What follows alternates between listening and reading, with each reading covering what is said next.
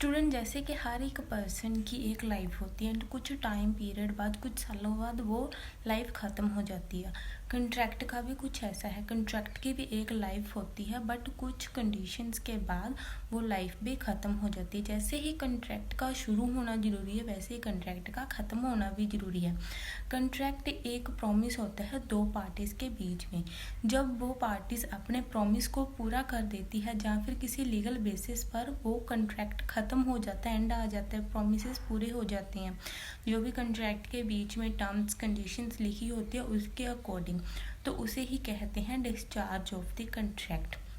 तो चलिए आज के लेक्चर में हम समझते हैं कि डिस्चार्ज ऑफ कंट्रैक्ट क्या होता है, कि कंट्रैक्ट कैसे ख़त्म किया जा सकता है।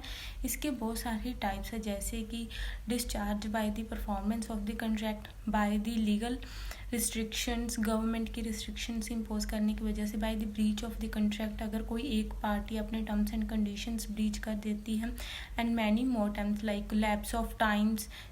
So let's be started from the meaning and introduction. Meaning of the discharge of the contract. Discharge of contract का मतलब है कि कंट्रैक्ट के पूरे होने या खत्म होने की वजह से पार्टीज के बीच जो लीगल ऑब्लिगेशन एंड रिलेशन होता है वो लीगली एंड हो जाता है, खत्म हो जाता है, और अब उन पर कंट्रैक्ट के टर्म्स को पूरे करने का कोई भी रिस्पॉन्सिबिलिटी नहीं होती पार्टीज के ऊपर।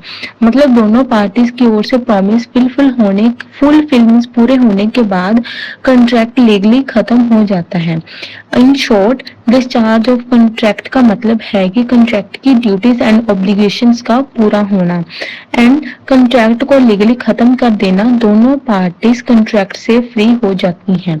Now let's be see the modes of discharge of contract, की कंट्रैक्ट के कौन कौन से टाइप हैं एंड किस टाइम पर खत्म किए जा सकते हैं, मीन्स कौन कौन से तरीकों से।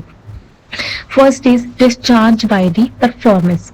जब पार्टीज अपने प्रॉमिस बिल्कुल वैसे ही पूरे कर देती है जैसे कंट्रैक्ट में लिखे होते हैं, तो कंट्रैक्ट तब खत्म हो जाता है उस टाइम पर।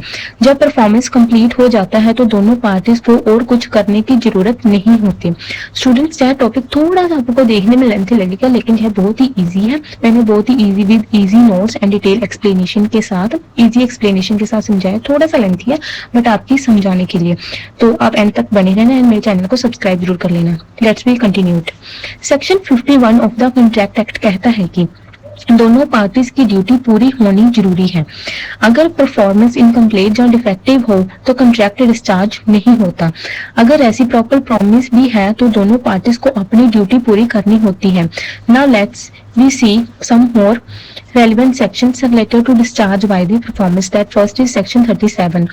It is related to that promisee को अपनी प्रॉमिस पूरी करनी चाहिए। इंडियन कंट्रैक्ट एक्ट 1872 के सेक्शन 37 के अंडर कंट्रैक्ट की पार्टीज को अपने प्रॉमिस को या तो परफॉर्म करना होता है, मीन्स पूरा करना होता है, या फिर परफॉर्म करने का ऑफर कर देना होता है। तो उसी भी अगर एक पार्टी अपना कंट्रैक्ट को परफॉर्म करने का प्रॉमिस करती है या फिर ऑफर देती है, तभी वो दूसरी पार्टी से अपनी कॉरस्पॉन्डिंग परफॉर्मेंस को पूरा करने की एक्सपेक्टेशन करती है, क्योंकि दूसरी पार्टी भी अपनी प्रॉमिस पूरा करेगी। मतलब कंट्रैक्ट में दोनों पार्टीज की रिस्पॉन्सिबिलिटीज होती हैं। अगर आपने प्रॉमिस किया कि आप कुछ करेंगे तो दूसरी पार्टी को भी अपना काम करना जरूरी है, जहाँ फिर कम से कम ऑफर करना उसके रिलेटेड चाहिए अपना काम करने के लिए। जब तक प्रॉमिसी अपनी ड्यूटी या परफॉर्मेंस नहीं करता तब तक प्रॉमिसर अपना प्रॉमिस पूरा करने के लिए लीगली बाउंड भी नहीं होता। चलिए हम इसको एक एग्जांपल से समझते हैं। अब ए प्रॉमिस करता है कि वो बी को एक मोबाइल देगा जब बी उसके बदले में पैसा देगा ए को, मीन्स ए बी को मोबाइल देगा एंड बी मनी देगा ए को उस मोबाइल के लिए। अगर बी पैसा देने का ऑफर नहीं करता तो ए अपना मोबाइल देने के लिए मजबूर नहीं है।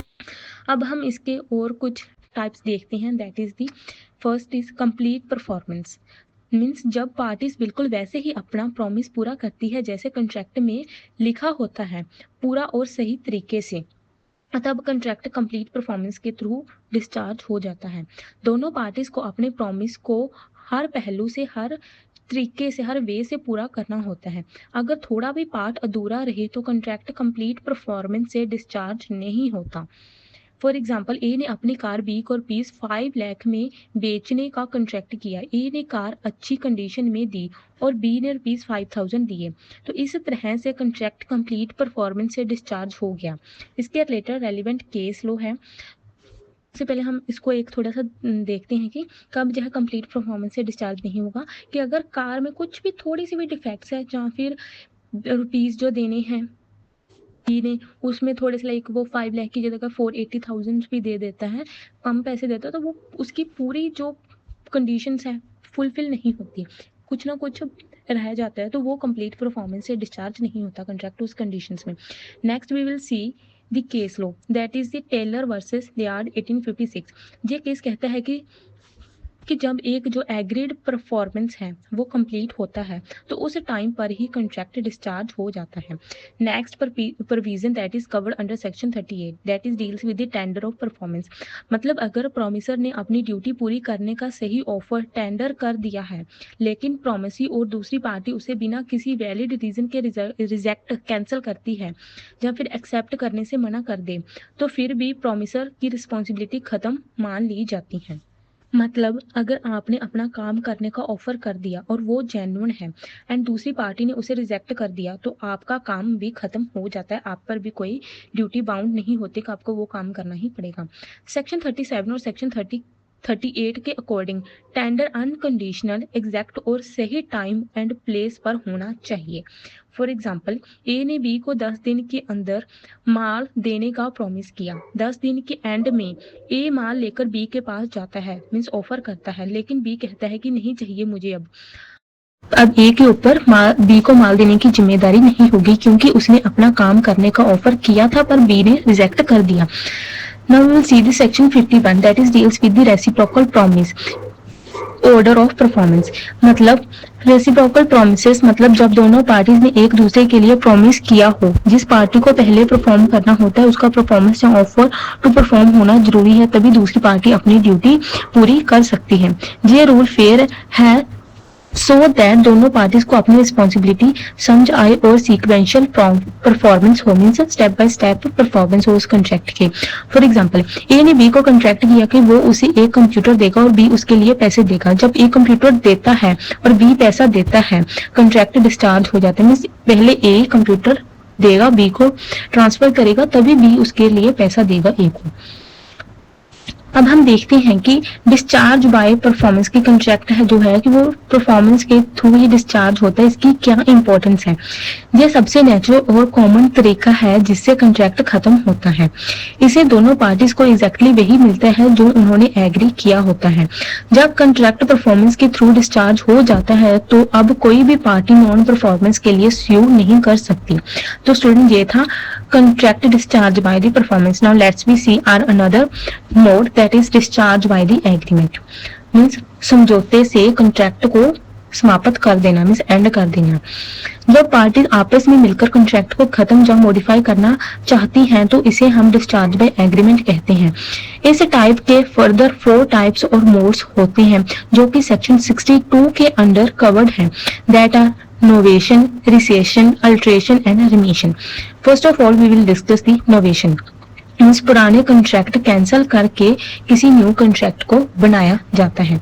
कभी कभी जो है न्यू पार्टीज के साथ भी होते हैं। बेसिकली तो जैसे दो पार्टीज ऑलरेडी किसी ओल्ड पार्टी से कॉन्ट्रैक्ट बना रही हैं, वो parties like A and B, वो उन्होंने पहले से अपना कोई कॉन्ट्रैक्ट बनाया, वो कॉन्ट्रैक्ट के टर्म्स को चेंज करके या फिर पुराने कॉन्ट्रैक्ट्स को कैंसिल करके न्यू कॉन्ट्रैक्ट आपस में दोनों बना लेते हैं। बट कभी कभी ए सी के साथ भी जैसे न्यू पार्टी के साथ भी कॉन्ट्रैक्ट कर लेता है, या फिर इसमें सी पर्सन ए एंड बी के साथ तीनों मिलकर कॉन्ट्रैक्ट करते हैं। फॉर एग्जाम्पल ए और बी का कॉन्ट्रैक्ट था, अब दोनों मिलकर डिसाइड करते हैं कि न्यू कॉन्ट्रैक्ट ए और सी के बीच होगा, पुराने कॉन्ट्रैक्ट डिस्चार्ज हो जाता है।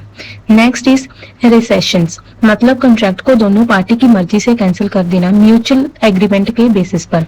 एग्जांपल ए और बी ने मिलकर डिसाइड किया कि जो कॉन्ट्रैक्ट हुआ है उसको कैंसिल करते हैं और दोनों अपने अपने सिचुएशन पर जो कंडीशंस है उस पर वापस चले जाते हैं। थर्ड इज अल्ट्रेशन, कॉन्ट्रैक्ट के टर्म्स को मॉडिफाई करना, मतलब पुराने कॉन्ट्रैक्ट खत्म होता है और न्यू कॉन्ट्रैक्ट स्टार्ट होता है। एग्जांपल डिलीवर डेट 1 महीने मंथ एक्सटेंड करने पर दोनों एग्री करते हैं तो ये अल्ट्रेशन है। मीन्स अगर पहले दोनों ए एंड बी दोनों पार्टीज के बीच में कोई गुड्स डिलीवर करनी थी, फॉर एग्जांपल कि 1 मई को दोनों ने ए ने बी को कुछ गुड्स डिलीवर करनी थी, बट बाद में उन्होंने अपने टर्म्स जो डेट ऑफ डिलीवरी थी उसको एक्सटेंड कर लिया 1 जून तक, एंड उसके बाद भी बी ने ए की जो गुड्स थी वो एक्सेप्ट कर ली। सो ये इसका मतलब है कि कॉन्ट्रैक्ट में कुछ अल्टरेशंस करेगी। Next is remission. जब क्रेडिटर थोड़ा कम पेमेंट या कम परफॉर्मेंस एक्सेप्ट कर लेते हैं, फॉर एग्जांपल ए ने बी से ₹10,000 लेना था पर बी ₹8,000 दे देता है और ए उसे एक्सेप्ट कर लेता है। सो स्टूडेंट ये था हमारा सेकंड टाइप, दैट इज जो कॉन्ट्रैक्ट है वो डिस्चार्ज होता है by the agreement. Now we will see the third type that of the discharge of the contract, that is the discharge by the impossibility of the performance. Means जब contract बन जाता है लेकिन बाद में कोई ऐसा रीजन आ जाता है कि कॉन्ट्रैक्ट को पूरा करना इम्पॉसिबल हो जाता है और पार्टीज अगर चाहे भी कॉन्ट्रैक्ट को पूरा करना तो भी नहीं कर सकती उस सिचुएशन की वजह से, तो ये केस फ्रस्ट्रेशन एंड इम्पॉसिबिलिटी का कहलाता है। इसके कुछ कॉमन रीजंस हैं, जैसे कि सब्जेक्ट मैटर का खत्म हो जाना। अगर कोई जो चीज कॉन्ट्रैक्ट के अंदर बेचनी या देनी थी, मींस जो कॉन्ट्रैक्ट का सब्जेक्ट मैटर था वो ही एग्जिस्ट नहीं करती। फॉर एग्जांपल अगर हॉर्स की सेल का कॉन्ट्रैक्ट हुआ और बीच में हॉर्सेस ही मर जाता है तो कॉन्ट्रैक्ट इम्पॉसिबल हो जाता है। सेकंड रीजन इज पार्टी का मर जाना, चाहे फिर मेंटल इनकैपेसिटी।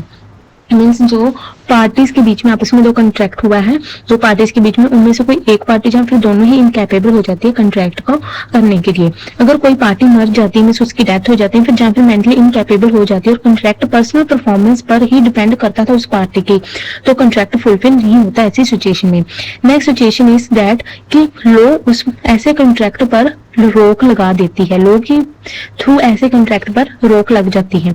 अगर कॉन्ट्रैक्ट के बाद लॉ में चेंजेस आ जाते हैं जिससे कॉन्ट्रैक्ट इलीगल हो जाता है, फॉर एग्जांपल अगर sale and service lawfully prohibited हो जाए तो परफॉर्मेंस इम्पॉसिबल हो जाती है। Next reason is government intervention. Means कोई गवर्नमेंट सरकारी रोक लगा दे।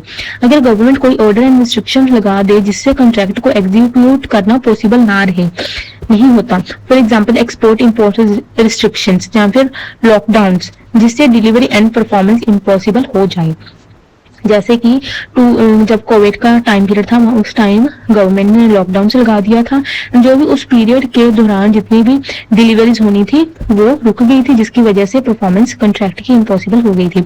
सो स्टूडेंट ये सिचुएशन में पार्टीज का इंटेंशन इनरेलेवेंट है, चाहे वो कॉन्ट्रैक्ट पूरा करने को रेडी भी हो। अगर लीगल या प्रैक्टिकल इम्पॉसिबिलिटी है तो कॉन्ट्रैक्ट फ्रस्ट्रेटेड माना जाता है। इंडियन कॉन्ट्रैक्ट एक्ट के सेक्शन 56 में ये डॉक्ट्रिन कवर होती है। तो इसका हम एक एग्जांपल देखते हैं डिस्चार्ज ऑफ द कॉन्ट्रैक्ट का ओवरऑल, कि ए ने बी को एक पेंटिंग बेचने का कॉन्ट्रैक्ट किया लेकिन पेंटिंग कॉन्ट्रैक्ट के बाद खो जाती है तो कॉन्ट्रैक्ट डिस्चार्ज हो जाता है ऐसी सिचुएशंस में। Next type is discharge by the lapse of time. Means time के खत्म होने पर कॉन्ट्रैक्ट का एंड हो जाना। जब कॉन्ट्रैक्ट में टाइम लिमिट दी हो और वो टाइम लिमिट खत्म हो जाए बिना कॉन्ट्रैक्ट की परफॉर्मेंस के, तो कॉन्ट्रैक्ट अपने आप ही खत्म हो जाता है। अगर टाइम स्पेसिफाइड है अगर किसी जगह टाइम लिमिट स्पेसिफाइड नहीं है तो कॉन्ट्रैक्ट को रीजनेबल टाइम में पूरा करना होता है। इस टाइप के रिगार्डिंग इंडियन कॉन्ट्रैक्ट एक्ट में कोई स्पेसिफिक सेक्शन नहीं है, ये सिर्फ एक जनरल प्रिंसिपल ऑफ लॉ है। फॉर एग्जांपल कॉन्ट्रैक्ट में लिखा है गुड्स 30 डेज में डिलीवर करनी है, अगर 30 डेज के बाद डिलीवर नहीं होती तो कॉन्ट्रैक्ट एक्सपायर हो जाता है। Next type is discharge by the operation of law. जब किसी कॉन्ट्रैक्ट को पार्टीज के कंट्रोल के बिना लॉ के अंडर ऑटोमेटिकली खत्म कर दिया जाता है तो इसे discharge by operation of law कहते हैं। जानने की कॉन्ट्रैक्ट अपने आप टर्मिनेट हो जाता है क्योंकि लॉ ने ऐसा इफेक्ट डिसाइड किया है। पार्टीज का इस प्रोसेस में कंट्रोल या फिर कोई भी रोल नहीं होता। इसके प्रिंसिपल्स है कि ये नेचुरल लॉ का प्रिंसिपल है जहां कोर्ट या फिर लॉ के रूल्स के अंडर कॉन्ट्रैक्ट खत्म हो जाता है।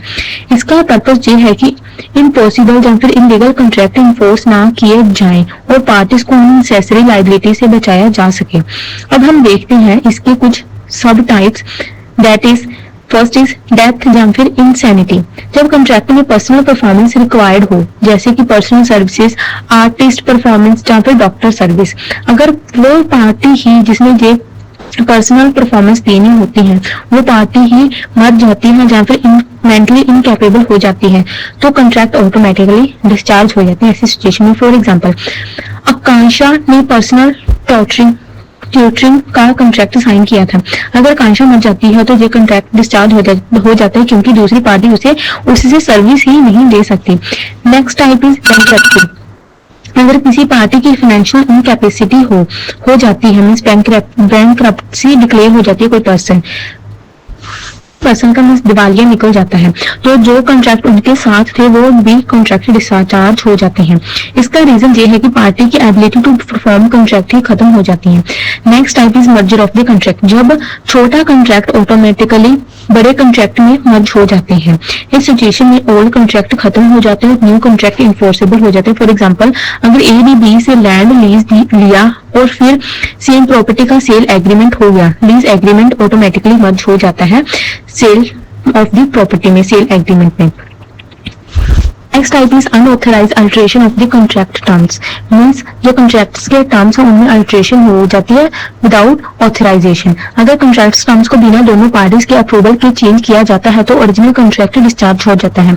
इसका रीजन है कि unauthorised changes in the contract, unauthorised changes होते हैं कॉन्ट्रैक्ट में, वो कॉन्ट्रैक्ट के मेन पर्पस एंड इंटेंशन को ही वायलेट करता है। फॉर एग्जांपल, आकांक्षा के मर जाने के बाद उसका पर्सनल सर्विस कॉन्ट्रैक्ट टर्मिनेट हो गया। अगर कोई आर्टिस्ट का परफॉर्मेंस कॉन्ट्रैक्ट है और आर्टिस्ट मेंटली इनकैपेबल हो जाता है तो कॉन्ट्रैक्ट डिस्चार्ज हो जाता है। अगर छोटा रेंटल कॉन्ट्रैक्ट सेल एग्रीमेंट में मर्ज हो जाता है तो पुराना कॉन्ट्रैक्ट ऑटोमेटिकली टर्मिनेट हो जाता है। ये थे इसके कुछ एग्जाम्पल्स, आपने देख लिए। अब हम स्टूडेंट्स ऑलवेज यह चीज याद रखो, रिमेंबर रखो कि जे कॉन्ट्रैक्ट अगर discharge by the operational of law हो तो जो ऑटोमेटिकली डिस्चार्ज होते हैं, पार्टीज का इन पर कोई भी कंट्रोल नहीं होता। मोस्टली पर्सनल परफॉर्मेंस कॉन्ट्रैक्ट और फाइनेंशियल इनकैपेसिटी केसेस में अप्लाई होती हैं। इसका पर्पस ये है कि लोग इम्पॉसिबल एंड अनफेयर कॉन्ट्रैक्ट को इन्फोर्स ना करें। And section 56 of the Indian contract act के अंडर रिलेटेड प्रिंसिपल्स कवर, इसके रिलेटेड जो प्रिंसिपल्स होते हैं वो कवर होते हैं, specially related to the impossibility of the performance. Now next and our last type we will see that is discharge by the breach of the contract. जब कोई party अपनी रिस्पॉन्सिबिलिटी नहीं निभाती, मींस ब्रीच करती है, तो दूसरी पार्टी कॉन्ट्रैक्ट टर्मिनेट कर सकती है। इसके कुछ टाइप्स है that are, first is actual breach. Contract की डेट पर या फिर बाद में, कॉन्ट्रैक्ट की डेट के बाद भी काम नहीं होता। Next is anticipatory breach, means पहले ही बता दिया जाता है कि काम नहीं होगा। इसकी वजह से रिजल्ट जो है होता है कि इनोसेंट पार्टी को डैमेजेस मिल सकते हैं एंड कॉन्ट्रैक्ट टर्मिनेट हो सकता है। फॉर एग्जांपल, ए ने कॉन्ट्रैक्ट किया कि वो 10 दिन में माल मींस गुड्स डिलीवर करेगा, लेकिन 15 दिन के बाद भी उसने गुड्स डिलीवर नहीं किए, तो बी कॉन्ट्रैक्ट टर्मिनेट कर सकता है एंड डैमेजेस क्लेम कर सकते हैं। So students, up to here we have discuss the concept of the discharge of the contract and ऐसी कौन कौन सी सिचुएशंस है जिसमें कॉन्ट्रैक्ट डिस्चार्ज किया जा सकता है। Now next we will see the exceptional cases when a contract is not discharged। Normally जब कॉन्ट्रैक्ट परफॉर्म हो जाता है या फिर कॉन्ट्रैक्ट का ब्रीच हो जाता है या फिर कोई लीगल इम्पॉसिबिलिटी आ जाती है, तब कॉन्ट्रैक्ट डिस्चार्ज हो जाता है, मींस खत्म हो जाता है। लेकिन कुछ एक्सेप्शनल केसेस ऐसे होते हैं जहां कॉन्ट्रैक्ट एंड नहीं होता, खत्म नहीं होता, बल्कि फिर भी वैलिड और इन्फोर्सेबल रहता है। अब हम इसी टाइप्स एंड एक्सेप्शनल केसेस को देखते हैं। फर्स्ट एक्सेप्शनल केसेस, पार्शियल और डिफेक्टिव परफॉर्मेंस एक्सेप्टेड। अगर एक पार्टी ने अपनी परफॉर्मेंस पूरी नहीं की लेकिन दूसरी पार्टी उसे एक्सेप्ट कर लेती है तो कॉन्ट्रैक्ट पूरा डिस्चार्ज नहीं होता बल्कि इन्फोर्सेबल रहता है for the rest part of the contract. For example, A ने बी को 100 बैग्स ऑफ व्हीट देने का कॉन्ट्रैक्ट किया, ए ने सिर्फ 90 बैग्स दिए और बी ने वो एक्सेप्ट कर लिए। जहां कॉन्ट्रैक्ट डिस्चार्ज नहीं हुआ, बी अभी भी 10 बैग्स के लिए क्लेम कर सकता है। Second exceptional case is when time is not the essence of the contract. अगर कॉन्ट्रैक्ट में टाइम इंपॉर्टेंट नहीं माना गया, means not of the essence है, और एक पार्टी थोड़ा डिले करती है तो कॉन्ट्रैक्ट डिस्चार्ज नहीं होता बल्कि दूसरी पार्टी डैमेजेस क्लेम कर सकती है। या फिर जिस टाइम पीरियड तक वो कॉन्ट्रैक्ट पहली पार्टी पूरा करेगी तब तक दूसरी पार्टी वेट कर सकती है, वो उसकी चॉइस पर है, उसने वेट करनी है जहाँ पे डैमेजेस क्लेम करनी है। फॉर एग्जांपल, ए ने बी की घर की पेंटिंग 10 दिन में पूरी करने का कॉन्ट्रैक्ट किया पर 12 दिन लग गए। अगर टाइम इंसेंशन नहीं था तो कॉन्ट्रैक्ट डिस्चार्ज नहीं हुआ। बी बस कंपनसेशन मांग सकता है डिले के लिए। थर्ड एक्सेप्शनल केसेस कंटिन्यूअस और सक्सेसिव ऑब्लिगेशंस। जब कॉन्ट्रैक्ट में ऑनगोइंग या फिर रिपीटेड परफॉर्मेंस होती है, जैसे मंथली सप्लाई मेंटेनेंस कॉन्ट्रैक्ट, तो कॉन्ट्रैक्ट एक ब्रीच के बाद भी पूरा डिस्चार्ज नहीं होता, सिर्फ उस पार्टिकुलर टर्म्स के लिए ब्रीच माना जाता है।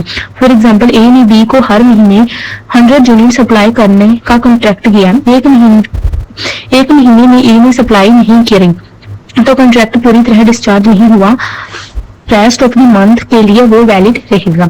Next exception cases mutual agreement to continue the contract, means अगर दोनों पार्टीज मिलकर डिसाइड करती हैं कि वो कॉन्ट्रैक्ट को अभी कंटिन्यू करेंगे, चाहे ब्रीच हुआ हो या डिले हुआ हो, तो कॉन्ट्रैक्ट फिर भी डिस्चार्ज नहीं होता। एग्जांपल, ए ने गुड्स लेट डिलीवर किया पर बी ने कहा ठीक है कोई बात नहीं, अगली बार टाइम पर देना, तो जहां कॉन्ट्रैक्ट अभी भी वैलिड है डिस्चार्ज नहीं होता। Fifth exceptional cases impossibility due to temporary reasons. अगर कॉन्ट्रैक्ट टेम्परली इम्पॉसिबल हो जाता है, for example strike, flood, lockdown, और बाद में परफॉर्मेंस पॉसिबल हो जाती है, तो कॉन्ट्रैक्ट डिस्चार्ज नहीं होता बल्कि सस्पेंड होता है for that time period. For example, A ने बी को गुड्स डिलीवर करने का कॉन्ट्रैक्ट किया लेकिन लॉकडाउन की वजह से कुछ दिन डिले हो गया।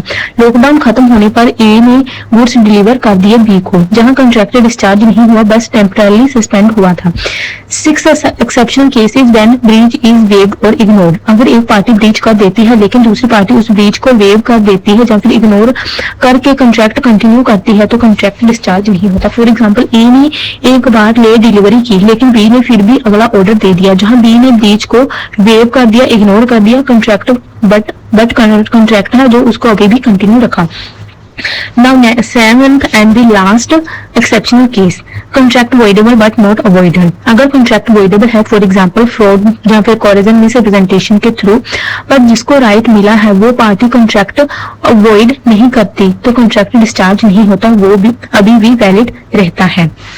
हम फैक्टर फैक्टिंग भी कॉन्ट्रैक्ट में डिस्कस किया था कि अगर किसी कॉन्ट्रैक्ट में कंसेंट फ्रॉड मिसरिप्रेजेंटेशन कोर्जन के थ्रू ली जाती है, तो जिस पार्टी की कंसेंट फ्रॉड मिसरिप्रेजेंटेशन के थ्रू ली जाती है वो कॉन्ट्रैक्ट को कैंसिल कर सकती है, वही डिक्लेयर करवा सकती है। अगर वही पार्टी उस कॉन्ट्रैक्ट को नहीं कैंसिल करवाती तो वो कॉन्ट्रैक्ट डिस्चार्ज नहीं होता।